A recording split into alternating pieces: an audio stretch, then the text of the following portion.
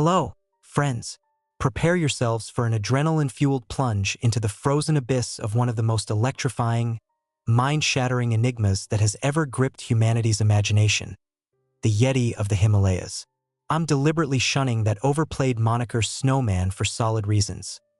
It's nothing more than a cliched label slapped on by sensationalist journalists, one that carelessly conflates this Himalayan nightmare with a parade of other shadowy cryptids, like the towering Bigfoot stomping through North American thickets or the elusive Almayasti skulking in the untamed expanses of Central Asia, those alleged remnants of our prehistoric kin, the so-called relict hominids that blur the line between myth and monstrous reality.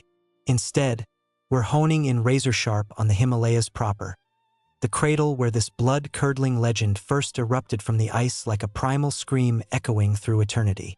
But before we charge headlong into the storm, let me lay it out plain and unflinching. I'm not here to hammer home irrefutable proof that the Yeti stalks those lethal slopes, nor am I dismissing it as the fever-dream ramblings of isolated minds. My singular purpose is to unleash the raw, pulse-pounding epic of the relentless pursuits to unmask this creature, pursuits that magnetize the creme de la creme of scientific brilliance, exploratory audacity, and mountaineering grit from across eras. We're delving into the orbits of absolute legends like Sir Edmund Hillary, the unyielding conqueror who etched his name into history by being the first to defy Everest's murderous heights, or his unbreakable Sherpa partner Tenzing Norgay, who dropped a bombshell revelation that his own bloodline, his father and brother, had locked gazes with the Yeti in encounters that defy rational explanation and send icy spikes of doubt piercing through your certainties. Can you feel the goosebumps rising? It's the kind of unfiltered, gut-wrenching testimony that dismantles your worldview brick by brick, forcing you to confront the terrifying possibility that something ancient and untamed still lurks in the world's most inhospitable shadows. But steady yourselves. We'll dissect this heart-stopping saga meticulously, layer upon layer of suspense, building to a crescendo that will leave you breathless and questioning everything you thought you knew about the boundaries of the known world. Transport yourself back to an age not so far removed from our own, when the Himalayas reared up as an impregnable citadel of elemental rage, a gargantuan rampart of jagged, snow-lashed pinnacles that appeared forged by some wrathful deity to repel all intruders, hermetically sealed against the prying eyes of outsiders like a cosmic vault safeguarding forbidden horrors from the dawn of time. These were a sparse collection of destitute, wind-scoured kingdoms where existence was a perpetual knife-edge struggle against the merciless whims of nature, their sole bounty the unconquerable, frost-armored titans that pierced the heavens. Through the 19th century, this savage, otherworldly domain barely merited a footnote in the grand atlases of European powers, shrugged off as a barren ice wasteland devoid of value or allure. Yet, as the inexorable march of British imperialism insinuated itself into the subcontinent of India, these colonial emissaries unwittingly became the conduits for tales of unspeakable dread that would reverberate across centuries. Envision Brian Houghton Hodgson, the resolute British resident ensconced at the ornate yet isolated Nepalese royal court, penning urgent missives about how his devoted servants would cower in abject terror amid arduous mountain traversals, their hushed voices quivering with tales of a colossal, fur-enshrouded, tailless abomination that prowled the altitudes with an eerie, bipedal stride reminiscent of man but infused with the raw, unbridled ferocity of a beast unchained from the underworld. The scant cadre of audacious scientists who mustered the courage to assault the Himalayas' howling gales and labyrinthine trails in those bygone days, systematically interrogating indigenous inhabitants about the fauna that claimed dominion over those vertiginous realms, would frequently elicit blasé enumerations. Resilient yaks trudging through relentless blizzards, sly wolves prowling under moonlit crags, formidable bears foraging in the twilight gloom.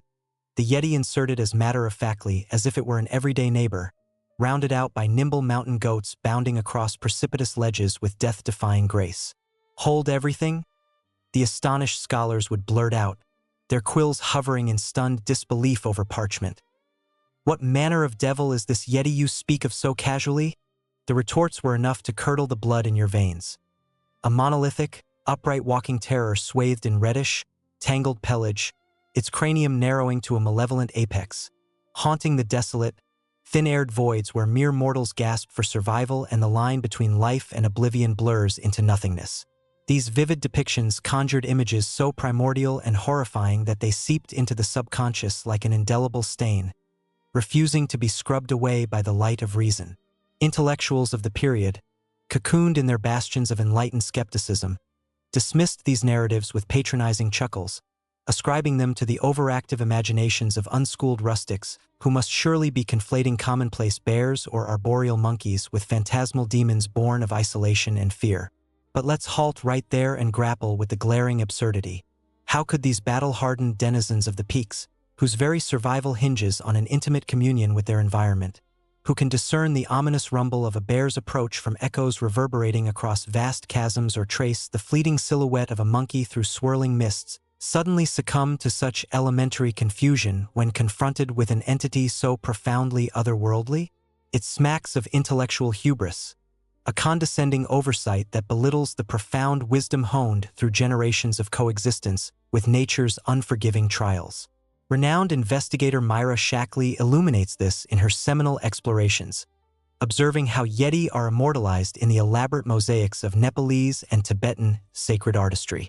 These profound visuals delineate intricate taxonomies of existence, wherein ponderous bears, gargantuan apes, and sprightly Asian primates are painstakingly distinguished from the Yeti, intimating that in the creator's profound cosmologies, there's no ambiguity.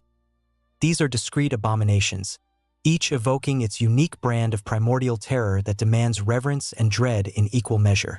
Amid the murky chronicles of the 19th century, at least one European chronicler surfaced with a visceral, soul-scarring assertion of a first-hand brush with a Yeti-like captive abomination. As intimately recounted to Shackley, "Many moons ago in the fog-shrouded highlands of India, my late wife's mother divulged that her own progenitor had endured the sight of what could scarcely be anything but one of these infernal apparitions. The drama played out in Mussoorie, nestled snugly at the Himalayas' imposing foothills. This grotesque hybrid reared up on hind legs like a man, yet it emanated the unadulterated savagery of a wild predator, its frame entirely encased in a dense, matted mantle of fur that whispered of ancient, untamed origins. Legends murmured that it had been ambushed amid howling tempests of snow and subdued with iron fetters, a captive thrashing against its bonds. Doesn't that narrative claw at your deepest fears, evoking visions that linger in the dark corners of your mind? The mere description is the fuel of sleepless nights. Nevertheless, let's confront the harsh truth. This testimony evaporates under rigorous examination, as insubstantial as morning dew. It's erected on the precarious pillars of rural folklore or attenuated chains of oral tradition, akin to my forebears' lineage beheld a monstrosity in some obscure enclave. Such tenuous strands fail to forge a robust chain of proof. Accordingly, in the Victorian epoch, the Yeti was banished to the annals of superstition, categorized alongside alluring sirens dooming seafarers to watery graves, scorching dragons incinerating hamlets, and a cavalcade of specters that plagued the psyches of the unenlightened. Then, as if fate itself decreed a cataclysmic upheaval, the 20th century dawned with explosive force, transfiguring the Himalayas into a maelstrom of discovery, peril, and unbridled awe. Monumental political convulsions shattered centuries-old isolations, flinging wide the gateways for hordes of outsiders to pour through in an unstoppable tide. In tandem, mountaineering ignited as a planetary phenomenon, a feverish pursuit of vertical glory. Gestated in the craggy embrace of the Alps, where every summit had been subjugated and every route etched into legend, the discipline ached for fresh, unattainable horizons, and the Himalayas, with their divine spires thrusting defiantly into the stratosphere, issued a thunderous summons that no adventurer could ignore. Battalions of dauntless climbers and opulently outfitted expeditions from the planet's remotest reaches descended in a relentless onslaught. Unlike the rigid, protocol-bound British functionaries of prior generations, these death-courting pioneers ascended to altitudes where the atmosphere thins to a ghostly whisper, infiltrating forsaken outposts where Yeti sagas weren't peripheral folklore but an omnipresent, visceral truth that permeated every utterance like an inescapable frost. Of paramount importance, for the tenacious native clans of the Himalayas, the Yeti transcended the ethereal veil of legend.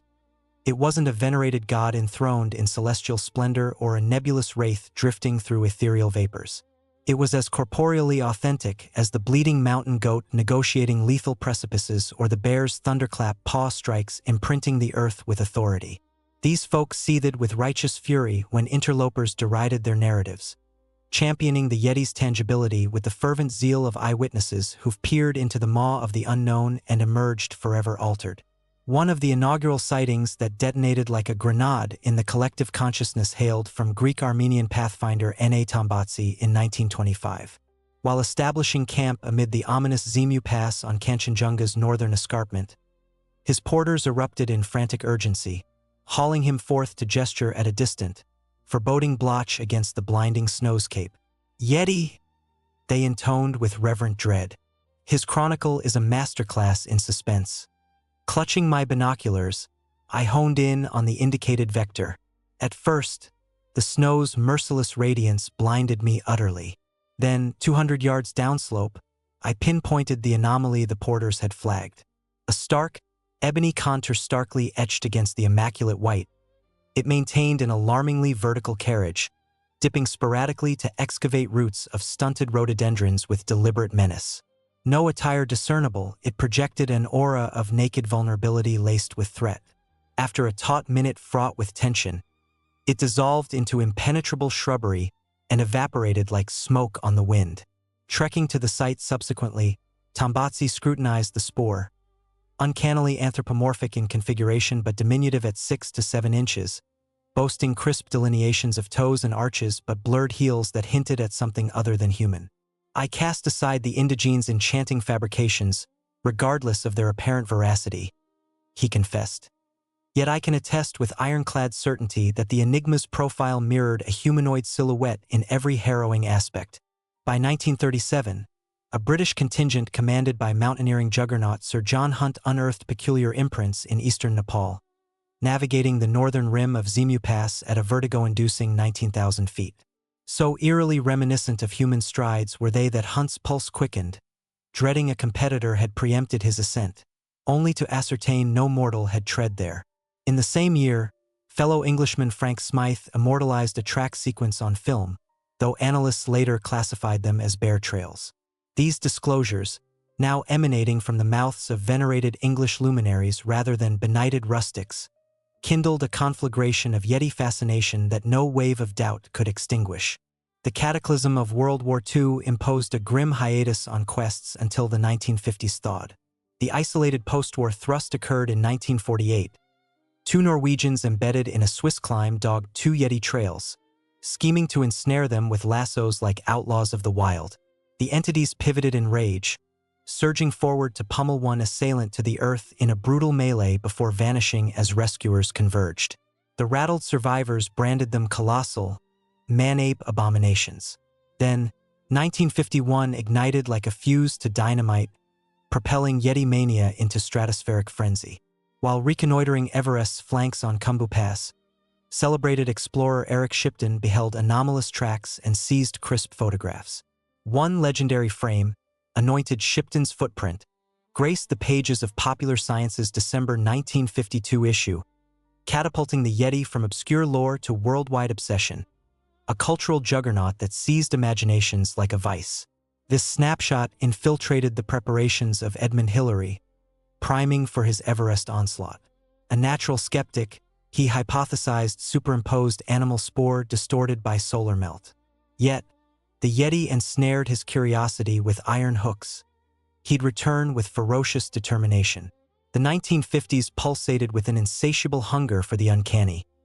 As cartographers erased the last uncharted voids once embellished with unicorns, canine-headed savages, and serpentine dragons, humankind yearned for mysteries to reclaim the thrill of the unknown. The BBC's 1955 Loch Ness Monster hunt exemplified this zeal, rendering Yeti expeditions as mainstream as they were mesmerizing. Shipton's image electrified the populace, but media titans amplified the thunder. Newspapers dominated as media monarchs, commanding vast treasuries and sway. Daily Mail's Ralph Izzard, deployed in late 1940s India, fixated on harrowing accounts of a shaggy humanoid scourge instilling panic in Himalayan highlanders. Repatriated to England, the Dynamo orchestrated a publicity colossus, vowing to capture the Snowman in a blaze of glory. The viral allure lured benefactors. He amassed a staggering $1,350,000, an epical fortune that eclipsed even scholarly allocations. This windfall assembled a dream team: zoologist Charles Stoner, the naturalist Gerald Russell, famed for snaring the first giant panda, taxidermy expert Akshay Bahadur, wildlife conservationist Sumai Bajuas, and a cadre of seasoned climbers, local guides, porters, and Sherpas honed for the extremes. Their mandate: not indefinite imprisonment, but fleeting in situ examination followed by liberation. Sedative darts were abandoned absent safe dosage metrics. This monumental 1954 venture traversed the southern Himalayas from Makalu's flanks to Nangpa LA's heights, probing altitudes from 600 to 6,500 meters encircling the Barren Glacier's frozen maw. Izzard chronicles in The Abominable Snowman. We immersed ourselves in every fragment of snowman intel, sparse and riddled with contradictions. The Odyssey commenced. Strategies. Harvest oral traditions from villagers. Narratives cascaded like glacial torrents. Every Sherpa professed Yeti confrontations that curdled the blood. Investigators categorized 3 variants.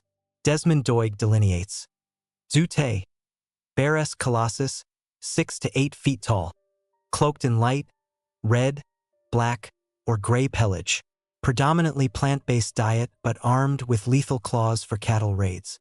Mete, upright walker, human-proportioned, black or red fur, elongated cranium.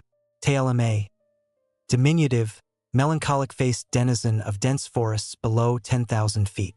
Folktales invariably culminated in savage assaults, framing the Yeti as a bloodthirsty marauder. Armament was imperative. Doig, we bore rifles for safeguard. Legends screamed peril. Inventory, tranquilizer pistols, rifles, shotguns, gas launchers. Hillary, arms and hypodermics to immobilize, but per kilogram dosing? No Yeti authorities on payroll. Weapons strictly for protection. Nepal prohibits Yeti slaughter. They conquered innumerable kilometers across harrowing passes and vertiginous crests. Accumulated Yeti lore. Documented purported tracks. Doig, intervals 20 to 30 inches, mimicking bare human soles size 11 to 15, expansive insteps, sagging arches, inward curving big toes. Hillary debunked as sun-melted composites. Plaster replicas floundered in mediocrity. Variant verdicts: Zute, oversized reddish bear. Mete, feral primate, conical crown, inverted feet at 4,870 meters, anthropophagus, shrouded in mystery. TLMA, gibbon, subsnowline jungler. Foremost Yeti contender, mächtig. Temple scalps, eyewitnesses, sweeps yielded naught. Thawed snapshots unconvincing, molds worthless. Hillary pivoted to relics.